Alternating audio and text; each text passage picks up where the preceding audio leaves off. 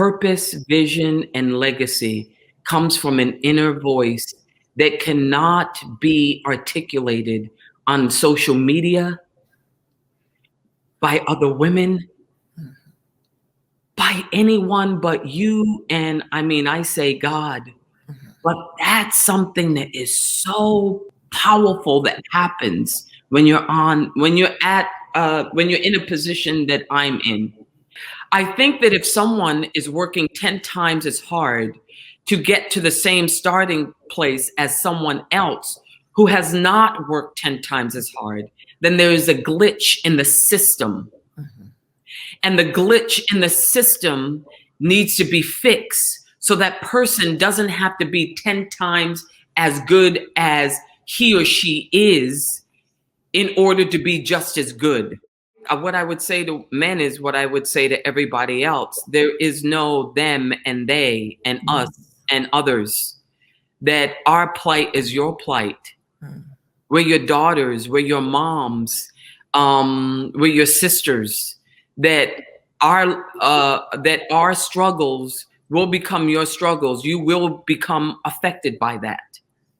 Wow. It just is, it's like Brene Brown says, is that we sort of separate people in our culture by people who actually give help and who need help. And that's so wrong, because we actually are either one of those people at any given time. It's just the way it goes. It's the way the universe works. So my plight is your plight. And, it's going back to empathy. It really is. And it's sort of a very abstract term that's hard to use because we live in a very individualized culture where everything is me and mine. As long as it's working for me, then it's fabulous until it's not. But at the end of the day, we need you. At the end of the day, when you jump ship and you're not there to support, then the ramifications of that are huge. I always say that, with Black women, there have been a number of men in the past that have made huge statements. I know, even because I am a dark-skinned woman, there are men who've made huge statements that have gone viral that have said, we just don't believe Black women are attractive. They're not sexy. They're not feminine. They're loud. They're angry.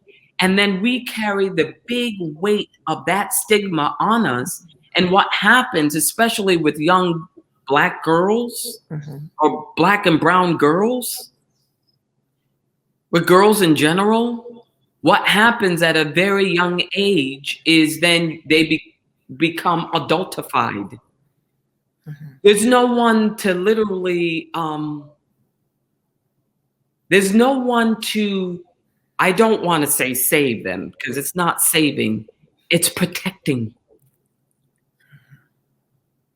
Can I dare say that we need you? As much as we say that we're women and we've gone so far since the 50s, since the Betty Friedan and the Gloria Steinems, from A-line skirts and perfectly applied lipstick. We've come so far, but we need you.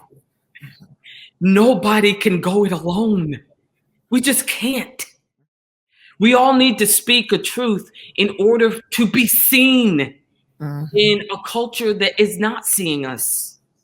All courage is fear said with prayers. To not be afraid that when I'm speaking my truth that I'm going to be canceled.